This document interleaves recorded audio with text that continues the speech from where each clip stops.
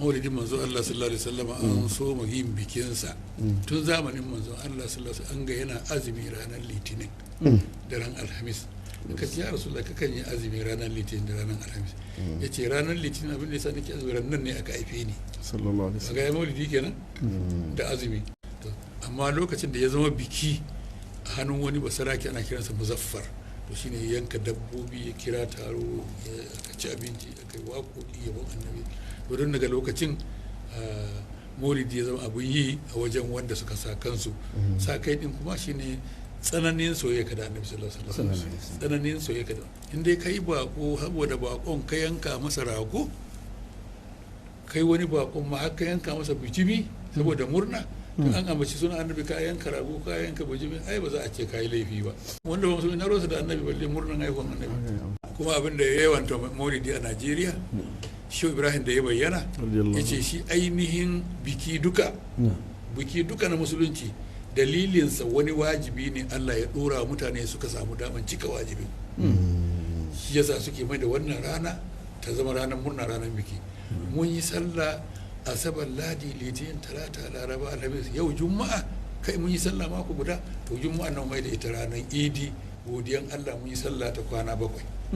sannan an yi azumi an gama Allah ya umarci mu da yin azumi mun yi azumi mun gama domin azumin nan murna ne na samun alkur'ani da Allah ya ba mu tauhidi ya ba mu sallah ya ba mu zakka ya ba mu hajji ya ce to duk wannan alherin da kuka samu ƙur'anin da na saukar cikin watan ramadana shine ya ba ku wannan daraja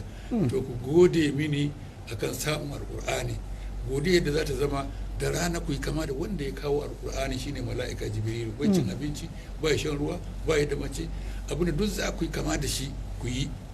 sai da wanda ba ku iyawa ba za ku iya hana kanku fitsari ko bayan gida ko bacci ba amma duk abin da za ka yi ka kama da mala'ika to dole sai ka yi shi a wannan watan da rana don ka yi kama da mala'ikan da ya kawo qur'ani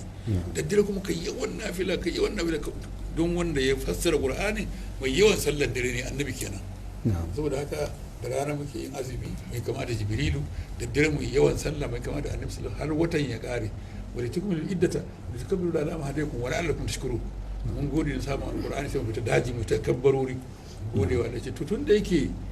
idi kullum yana biyowa bayan wata farilla ne to mu duk abin da muka samu a duniya ba mu same shi ba sai saboda annabi sallallahu alaihi wasallam ni a wurina ba bikin da ya kai bikin aiwuwan annabi sallallahu alaihi wasallam to shi kenan sai ya mai da babban bikinsa a shekara maulidi saboda godiyan Allah na samun annabi a duniya to ana cikin haka idan mukaddama sun je sun gano maulidi a kaura sun dawo in sun samu zuwa kaura shi kin sai su sana iban su kira maulidi haka makwabta mai wannan suke na su in ta kuta hasu kenan su kuma har irin ta kuta hasu kenan su kuma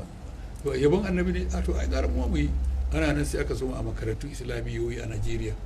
haka ana nan sai 1960 da aka samu mulkin kai Shehu Ibrahim ya zo kaula ya zo Najeriya ya sadu da Abubakar Tafawa ya ce na zo muku murna samun mulkin kai an kori nasara an ba kasarku da kai da Dr. Azikiwe amma na ji karfinka a cikin gwamnati ya fi karfin Dr. Azikiwe a cikin gwamnati amma shi na da labarin yana zuwa ranar Lahadi coci kai kuma ina ce kana zuwa Juma'a mulki bai hana ba ce ina zuwa yana ba da hutu ranar aihuwan annabi Isa ina ce kai ma kana ba da hutu ranar aihuwan annabi ka ne cewa amma kai mini shaida daga yau na shigar da hutun maulidi da hutu cikin gwamnatin Najeriya wannan shehu ne ke gabin da kansa a funduk shibra a Makka saboda haka sai maulidi ya zama a cikin gwamnatin tarayya na Najeriya da duk gwamnatin Najeriya dole sai an yi maulidi abu ne wanda yake na masoya annabi sallallahu alaihi wasallam wanda ba rusa da maulidi